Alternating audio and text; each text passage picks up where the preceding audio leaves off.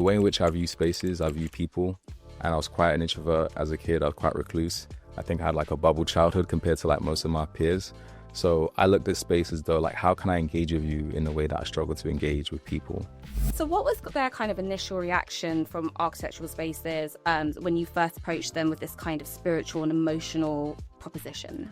I think we're going back to 2017, right?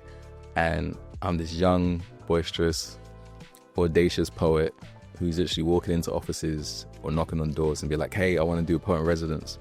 Waking up, going in 5 to 6 days a week. Like, I just knew this wasn't for me.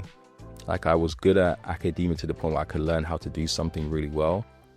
But my passion wasn't designing buildings. My passion was learning how to express myself or articulate something which would connect with you.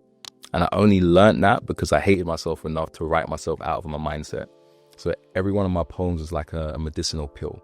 So how do you approach buildings emotionally as a poet, not just as an observer? So yeah, like, double back into the point I made earlier, I think looking at buildings in the way that I look at people.